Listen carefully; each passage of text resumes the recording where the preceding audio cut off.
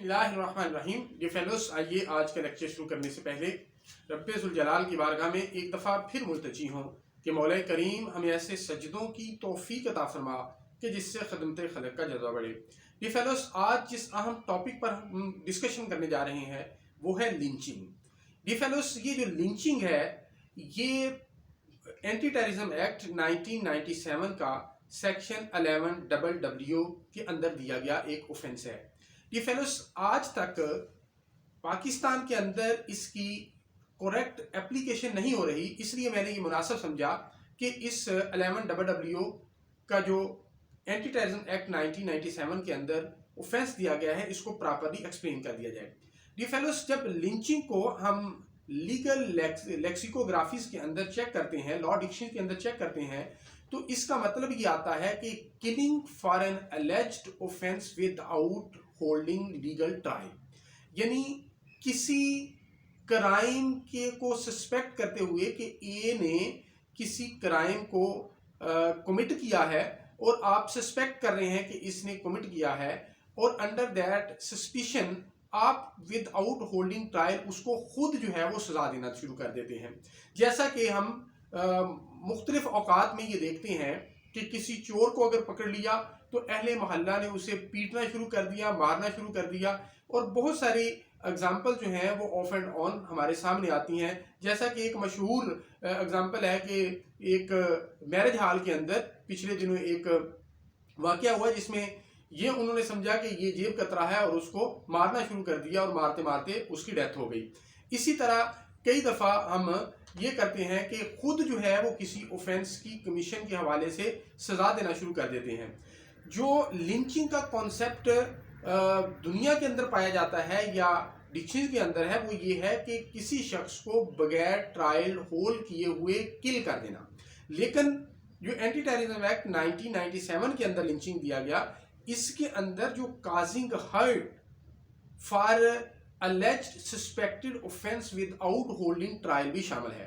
यानी अगर आप किसी को शक की बुनियाद पर यह समझते हुए कि उसने इस ऑफेंस को कमिट किया है, आप उस पर तशद्दुद करते हैं, आप उसे मारते हैं, तो फिर भी ये लिंचिंग के जुमरे में आएगा।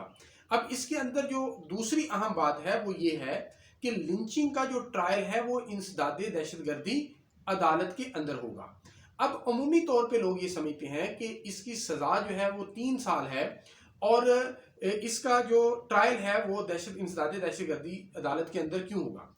फेलोज, इस हवाले से आपको क्लैरिटी देना चाहता हूं कि इंसदादे दहशतगर्दी एक्ट जो है 1997 उसके अंदर 4 तरह के ऑफेंसेस हैं जिनका ट्रायल होता है।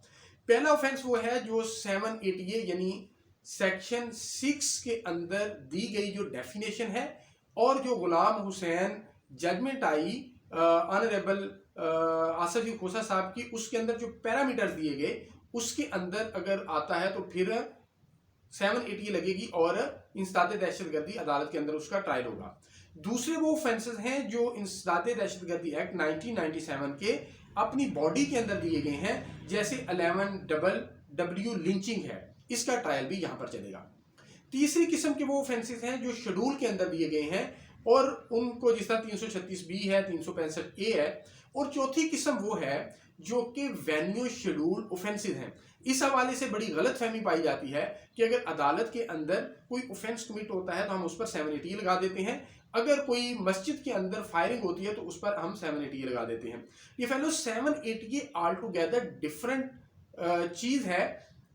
अब ट्रायल कंडक्ट करने के लिए 780 का लगना जरूरी नहीं है, यानी लिंचिंग जब 11 के साथ 780 लगना जरूरी नहीं है, अब उसके अंदर आप ट्रायल इंसदादे दहशतगर्दी अदालत के अंदर हो सकता है। इसी तरह अगर मस्जिद के अंदर या अदालत के अंदर कोई मर्डर होता है तो वो अगर 780 यानी 6 के अंदर जो डेफिनेशन दी गई है उस पर पूरा नहीं भी उतरता, 302 सिंपल लगेगा और उसके साथ उसका ट्रायल जो है वो इंसदादे दहशतगर्दी अदालत के अंदर होगा। अभी ये रीसेंट पास्ट में 2-3 वाकयात हुए जिसके अंदर अदालतों के अंदर जो है वो मर्डर हुए, लेकिन उसके साथ 780 लगा दी गई। 780 उस पर नहीं लगेगी, 302 ही लगेगी, लेकिन उसका ट्रायल, चूंकि इसके शेड्यूल के अंदर ये बात लिख दी गई कि if explosive substance is used in the mosque और the premises of the courts या उसके अंदर फायरिंग होती है तो जो इंसाद दहशतगर्दी अदालत के अंदर ट्रायल चलेगा। तो डी फेलोज ये था 11WW और कौन से ऑफेंसेस का ट्रायल जो है वो इंसाद दहशतगर्दी अदालत के अंदर होता है, जो मैंने आपके सामने रखा। बहुत शुक्रिया।